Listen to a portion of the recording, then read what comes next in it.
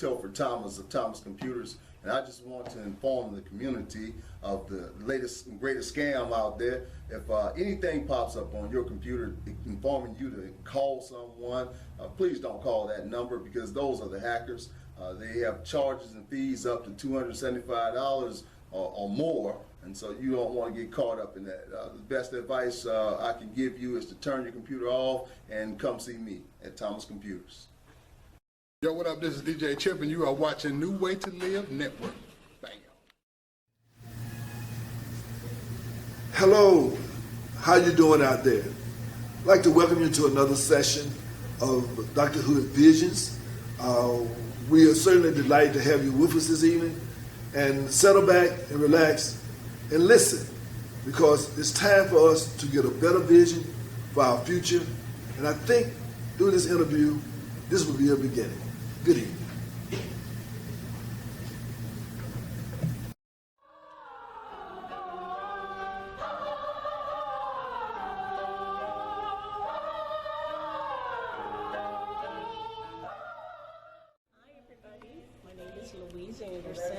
And I am a volunteer here at the Liberty Theater. We have many programs for children. I'm going to highlight just one for you this afternoon, and that's the performance choir. This is a group of children who come together every Monday night for 1 hour to sing. We have an instructor, a well-trained music director who comes, teaches the children the songs. They all get lead parts, and I love watching them grow in confidence and in being so brave to go before a group, and they just learn so many things.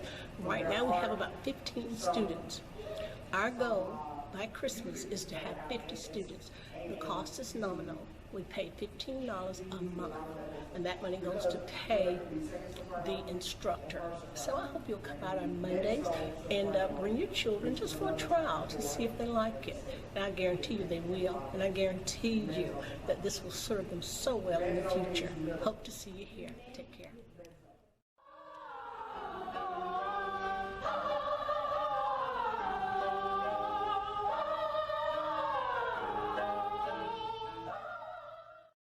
Hello, this is Cedric Mitchell, and watch me on Tax Tips right here on New Way to Live. We shall overcome.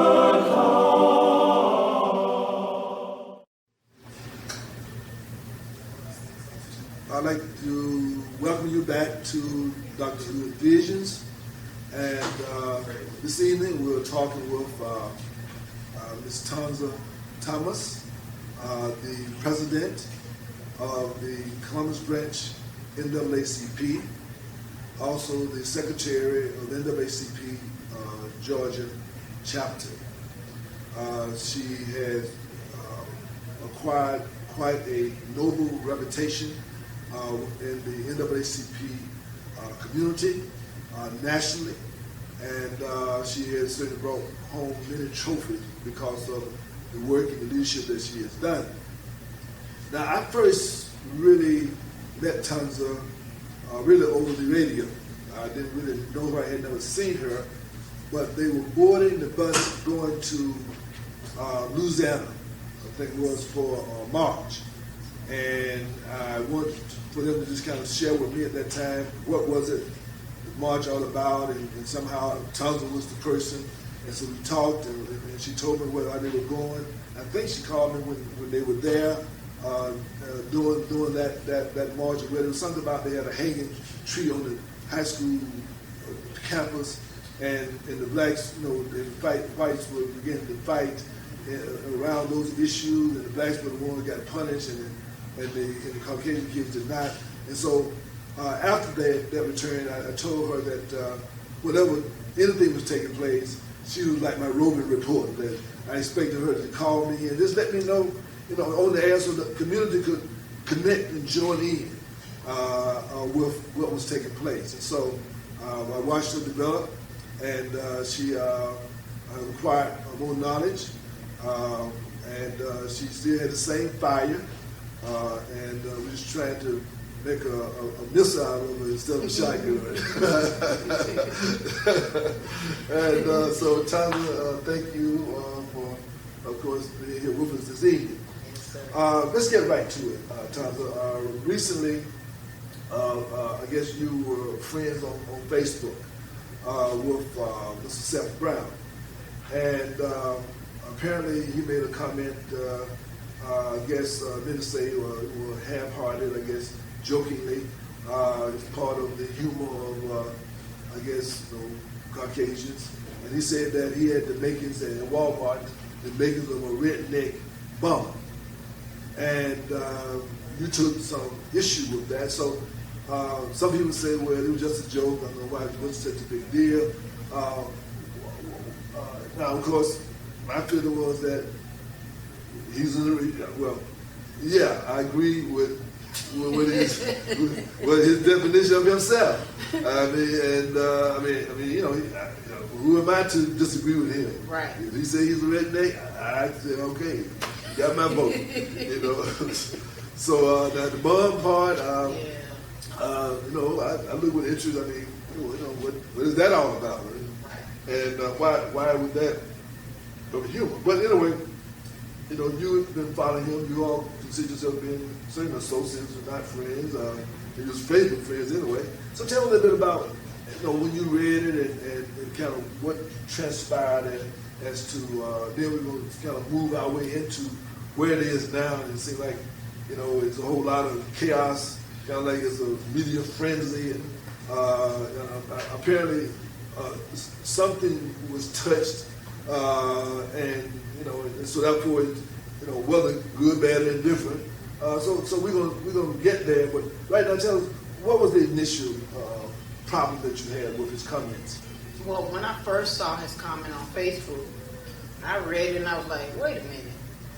I'm like, as I'm checking out of Walmart and I'm looking at my purchases, and it looks like they're making them a redneck bomb, and I'm like, okay.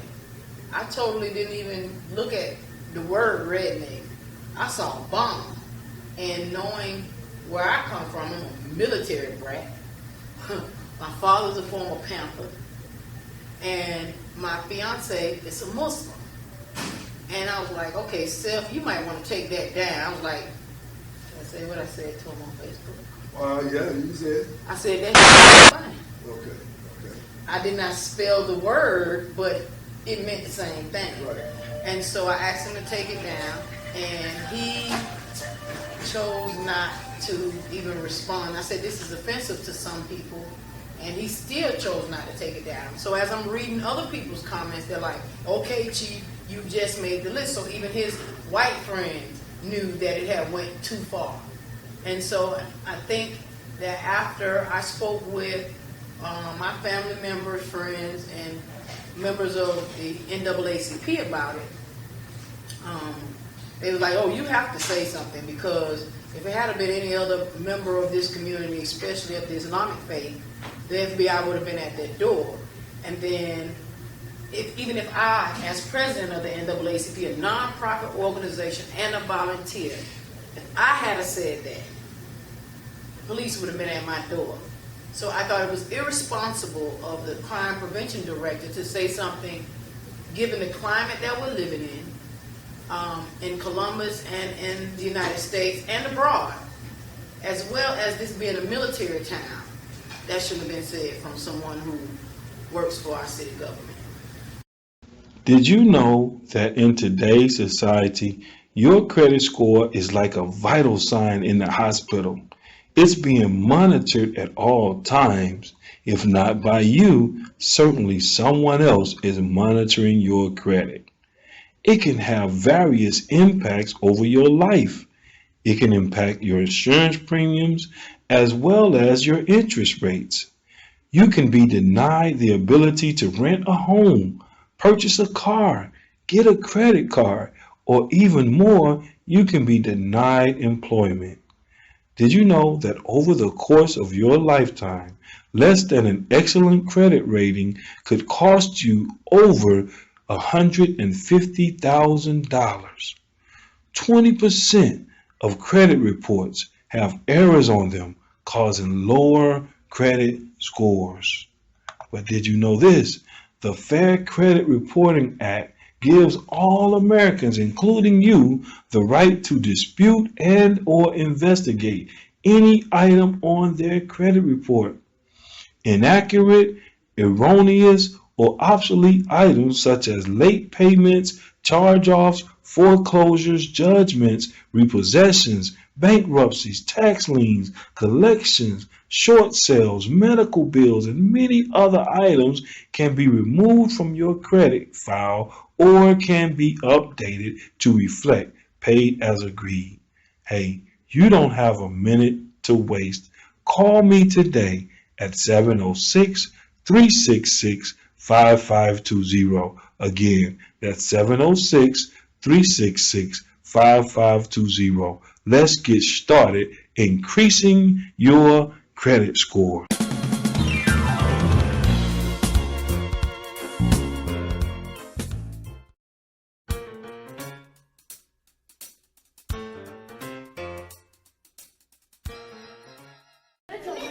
My name is Brianna Fluelli and I'm 13 years old. I'm from Columbus, Georgia, and I want to be a pediatrician when I grow up.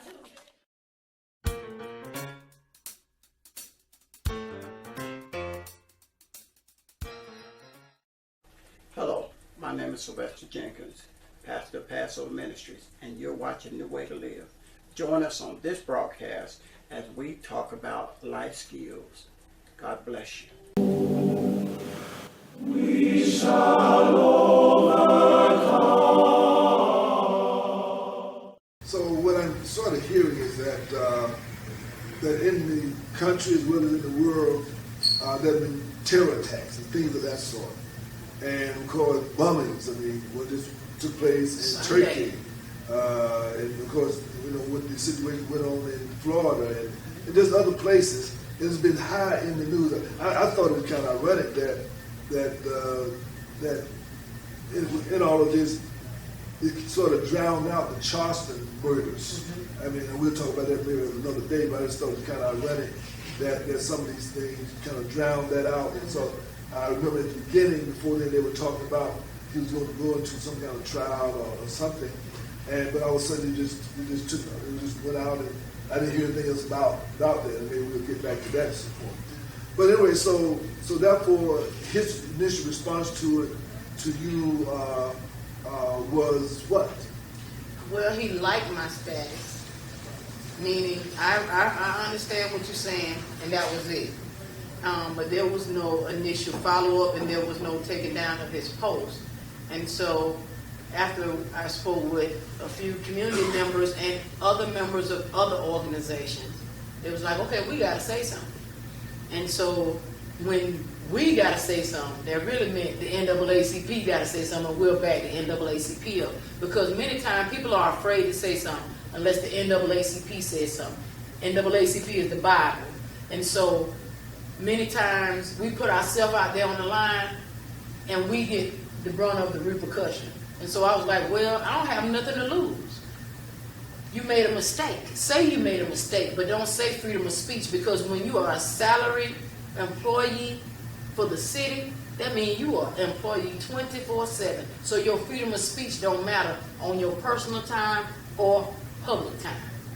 Now, I also found it interesting that, that again, with the bond reference, now initially, it was kind of, again, like I said, I didn't expect any less, or more from him in terms of that, but then after some of the later reports, when he went in to explain why he said it and what they used to do as children, I mean, it actually was the making of a bomb. I mean, actually somebody could get hurt. So you put vinegar and Epsom salt together, and baking soda, and a 2-liter bottle, and then loosened top and it exploded. And so I'm saying that I would, again, myself, I wouldn't want the children to say, well, they did it as a kid, let us do it as children too. Okay. I mean, so even on that level there, that was maybe a tongue in cheek, type situation, but maybe that was not in good taste. Right. I would say that. Okay, now, at some point, I guess that was a press conference call.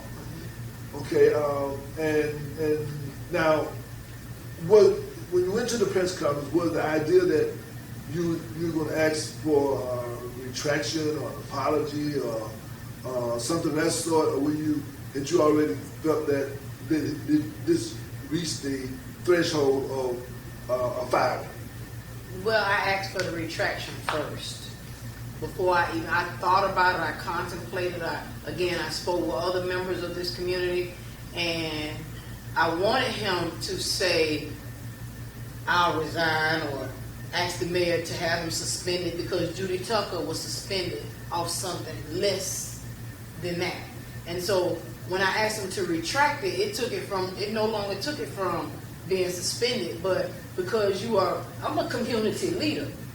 And I have to say it like that because I have some position of power, which means you should at least respond back to the president of the NAACP. So what is it?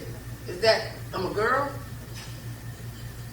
And I will use another term, but I'm not going to do that for the sake of my own credibility and how this thing all played out. But you should not dismiss a friend, because that's what he called me. If a friend asks you to do something, then you usually be there for your friend. And so if your friend asks you to retract it because it was offensive, you must don't care about your friend. So when I took that, I said, okay, we're going to have to move and ask him to go ahead and be terminated, because number one, we're partners on several committees together. He's a community paid employee. I'm a community volunteer employee, but we work together all the time, and you totally ignored my asking you to retract your statement. Hello, I'm Cedric Mitchell, and today we're going to talk about getting an estimate during tax time. You definitely want to get an estimate during tax time. It's very important to shop around, but it's also very important to keep your identity and your secure information safe. When doing an estimate with any tax company, you do not need your full social, your full date of birth, or any of your pertinent information as with your employer. So feel free to get an estimate, but make sure you shop around safely. The year of birth, Social Security card, Social Security is not required, so be careful when getting Social Security cards and W-2s, because there are many tax offices out here that are legitimate, but there are also many that are not.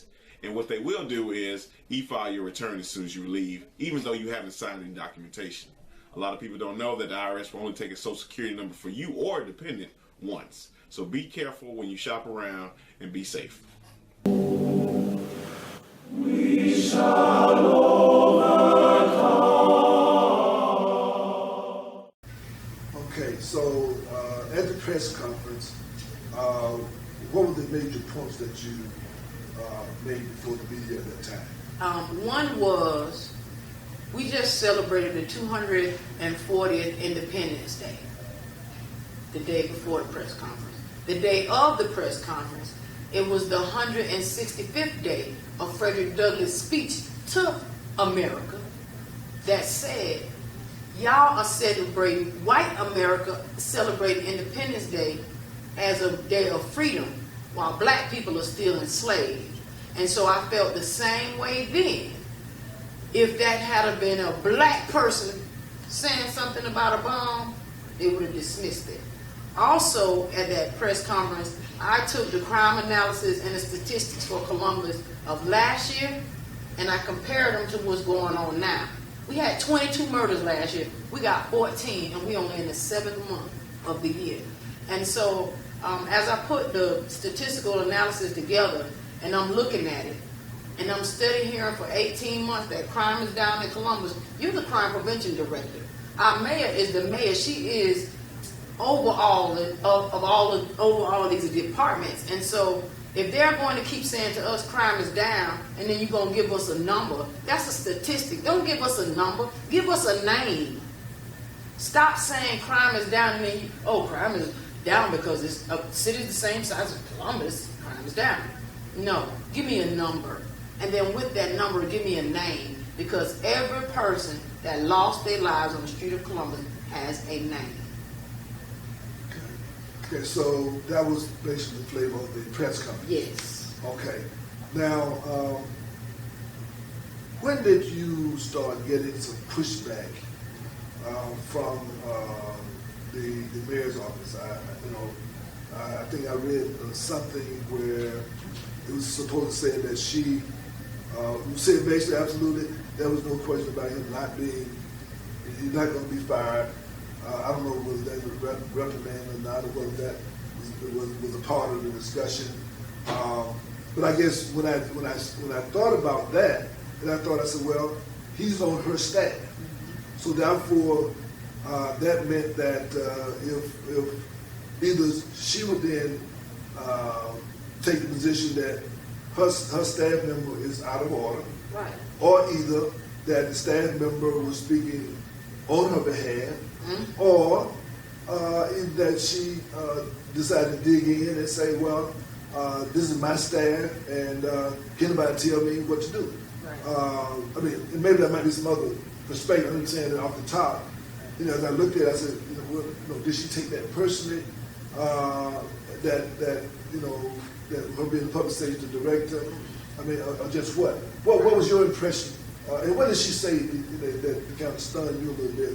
And what was your impression about that? Now, the mayor never addressed me publicly. She never addressed me privately. She never addressed me in a phone call. She never addressed me in an email. She never addressed me in a text. Okay. When I heard the mayor's response, it was after our press conference, and a member of the media said, well, the mayor said, the reason you said this was because y'all didn't get a grant.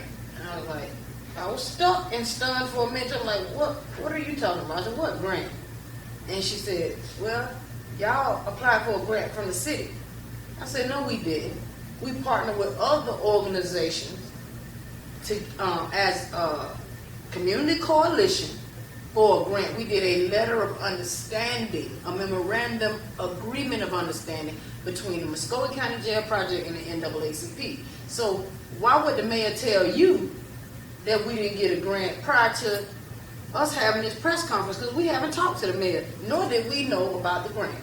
So when I heard that, I said, okay, the mayor started thinking on her toes. She's like, okay, let me say that this is the direct response to this. No.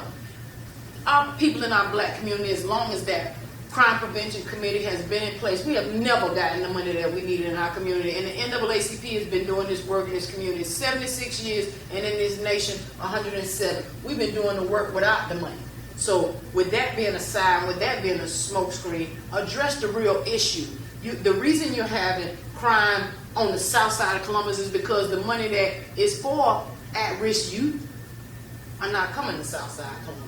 You can build a Walmart, you can build a Family Dollar, you can build a Dollar General. But until you deal with those children and those young adults, we're going to continue having this conversation. So I thought that it was disrespectful and inappropriate for the mayor to blatantly tell a lie and try to make it look like, oh, we hard up for money. Because we are not hard up for money, and I will say this on the camera.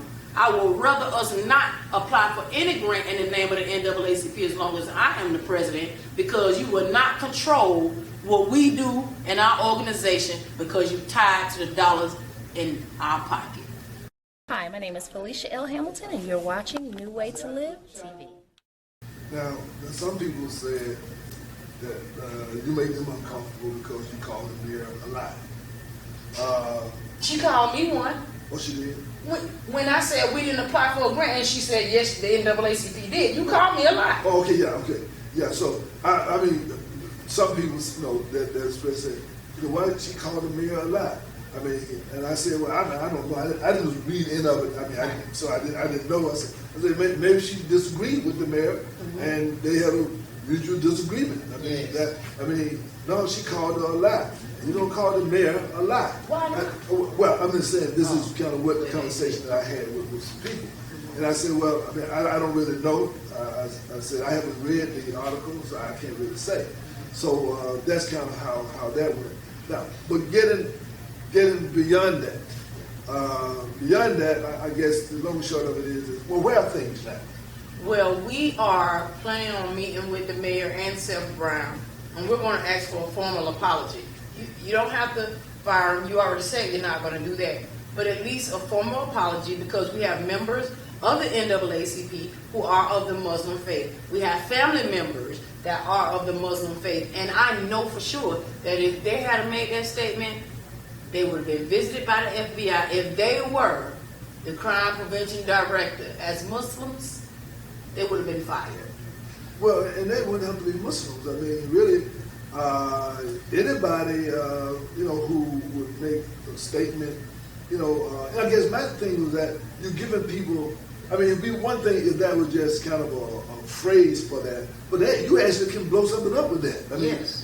So therefore, to even let people know you can do this, that might be people who might want to try that. Right. Okay, but I guess at this particular point now, is there in a particular meeting that's going to take place? Now I heard something about there was some event that someone was trying to bring about where they bring some unity together around this. It's certainly a dialogue. But let me say this. This is not, and again, even though this was not connected, from the day that Seth Brown was voted on to be the crime prevention director, there have been questions about his qualifications and his preparation to do this.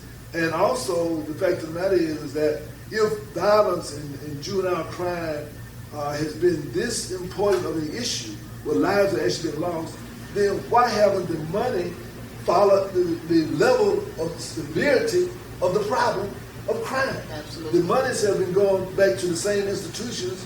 And again, the police department, but the police department has a budget. Right. The courts has a budget. Commerce Tech has a budget. Absolutely. So all of these institutions, they have budgets already. And so we're just saying this little money here, which I think 1% or 1% of the money that was raised from this tax, why can that go to the community groups, which I thought was designed? And of course, the problem is that we need all handlers, that we need everybody, particularly in the community, to be invested in so that they can be. Peace and prosperity to you. I'm Dr. J. Aleem Hood, the host and executive producer of Dr. Hood's Visions. You're watching New Way to Live Network. Just having dialogue about community issues, but these people really don't want to save this community. They really don't. This conversation was going on in Columbus long before I became the president. We, the community, wants to save the community, but I don't think that our government really has our best interests at heart. And I say that when you have been in office, as long as our mayor has been in office, as long as public officials who's currently serve in Columbus have been in office, 20 or more years, if you've been there and you have not come and talk to us. Now, you're not saying the mayor been in there 20 more. No. I don't want to make sure because some people say Not the mayor. the mayor been there.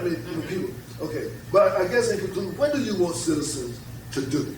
Okay, well, this is where we are now. But what can every citizen out there, whether they're east side, south side, those who are below the poverty level, those who are impacted by this crime and the violence, what do you want them to do? I want everyone to agree that community issues surrounding violence is Columbus issue, not South Columbus issue, but a Columbus issue. And all of us need to be at the table having a conversation because the crimes are occurring over here, the crimes are occurring over there as well. But it's going to be more rampant if we don't get together and find solutions. Because there are more needs over here. Yes. And I guess as people say many times, you put your money where your mouth is. Okay. You follow the money, then you see what people back. Right. Okay. So again, I'd like to thank you. And this will certainly not be the last time. I'm sure there will be many other issues that we're going to be discussing with you. And so again, we, as you know, we're initiating a new voice here. Yes, sir. On the internet. This is going international. It's what is national, it's what is local and statewide. So people would know what's going on in Columbus, Georgia. But we want them to know that we are certainly capable, willing, and able to build our community. But we pay taxes. Yes. And we want some of our tax money to come back to invest in our young people. Yes. Because they are our future. Yes. And we don't want this money to be invested in locking them up in prison. Right. We want them to be here and be constructive, law-abiding, tax-paying citizens. Yes. And that's really what it's all about. We want stable communities, and we want resources so that we can organize those communities to help each other and help the overall city of Columbus. Yes, sir. Okay. So again, thank you very much. Thank you for And having me. continue to do the good job. And of course, may to God be the glory. Yes, sir. And as I say to people many times, as long as you can say WWJD, and you can say, I think that he'll agree with it, and that means, what would Jesus do? And I think that based upon my studies, I think Jesus would probably do something like this too. All right? And So God plus me is the majority. That's what it's all about. So thank you very much, and we'd like to thank you for Dr. Hood's visions for the future, in this case, of Columbus, Georgia, and really the future is now. Thank you. Have a good evening. Thank you for watching Visions. And of course, always we like to say, organize, organize, organize. Pamoja, Sutashinda Urusasa, Watu Razuri. And of course, stay tuned for future segments of Visions. Remember, agitate, agitate, agitate. Because if you free your mind, you will free the man. And also remember that the future is for our design. Good night. Hello, everybody. This is Johnny Newsom with Financial Solution and Associates, and you're tuned into New Way to Live Network. Hello, my name is Juan Lane, and thank you for tuning in to this station, New Way to Live. Listen, we can't do it without your help.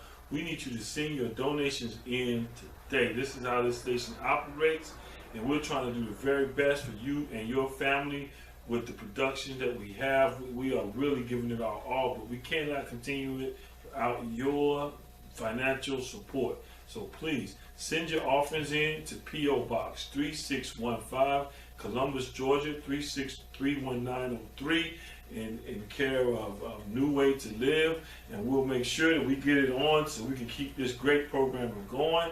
If you and your family are enjoying it, we pray that you continue we pray that you send us a offering that we can continue it and do the very best for you. Also, make sure that you watch our public education program. This is a very special program where it can help you prepare for your next test. The public education program right here on New Way to Live. Thank you.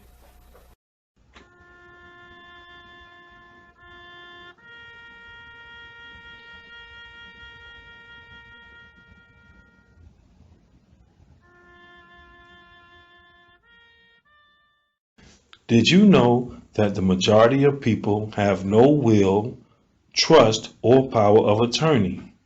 What will happen to your children, property, or other assets? If you can't make decisions for yourself, who will know your wishes? Will the appropriate people know where to find all of your personal and financial documentations and information? Well, we have a program developed by attorneys to complete at your own pace from the comfort of your home. You can update this program as needed with no add-ons or surprise fees. You can secure all of your important information in this virtual password-protected safety deposit box with easy-to-use services and client support system available. Please call me today at 706-366-5520.